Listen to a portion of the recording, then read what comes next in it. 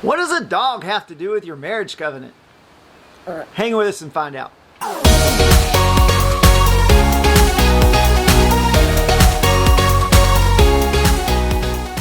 For about the past 3 years, my family, 3 of them, my husband, my children, have been begging for a dog. Now, I'm a dog person, and I love dogs and grew up with dogs, and we had one for a while, but I've been saying no. I've been the holdout. I've been saying no way. And it's not because I don't love them. It's because I understand that if I get a dog, it's a long-term commitment.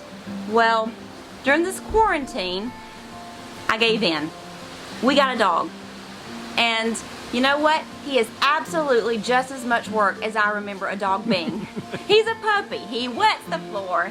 But the kids promised they would take care of him. Exactly. They promised they would take care of him, and guess what? It's my dog. I take care of the dog just like I knew that I would, which I was a little bit prepared for when I said yes. So one day last week, after poor little dog had a lot of accidents, I was so tired of cleaning it up, and I was so frustrated. I said, I knew this is what it was going to be like. Maybe we made a mistake. And I didn't necessarily make a mistake, but in the moment, my feelings gave in to what I knew to be true. I love the little dog. I don't want to get rid of him, but sometimes commitment can be tough. So not unlike getting a dog, marriage is a blind commitment. We fall in love with somebody, and for the first couple of years, we go through this stage. Some people call it puppy love, some people call it limerence, but we go through this stage where they can do nothing wrong. No matter what anybody tells you about them, that's not true. They can do nothing wrong. And then somewhere along the way, we begin realizing that they might have a flaw or two, and this whole thing is going to take a lot of work. But that's when we have to make the choice that I do even when they don't, and hopefully they do even when you don't. That's the difference between a covenant and a contract. A contract says, if you don't hold up your end of the bargain, then I'm out, and vice versa. But what a covenant says is, I make a pledge to God and I make a pledge to you that even when you don't, I still do. I will still give you 100%. I'll still give you everything I am, even if you're not fulfilling the end of the bargain.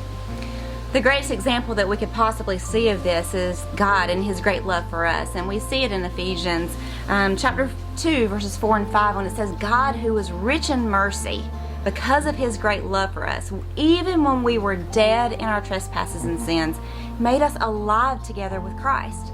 Now, Jesus was on the cross, and He went there for us because of His great love for us, and He knew He was fully God, and He knew how many times we would fail Him, how many times that we would not hold up our end of the bargain, but He went anyway because He was committed to us, and the great love that He had for us and for His Father.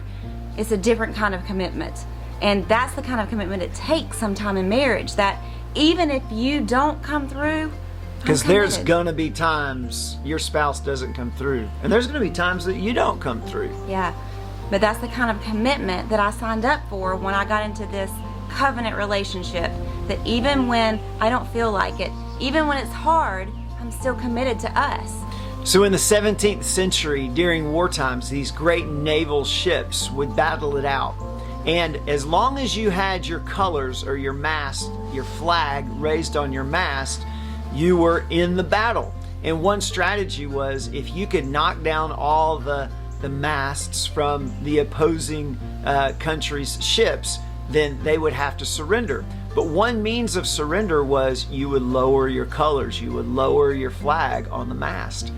Well, sometimes when they would get in the battle, these captains that had such passion and such drive and such a desire to win, they would send somebody up and they would literally nail the colors or nail the flag to the side of the ship, so that there was no option to surrender, no option to pull down your flag.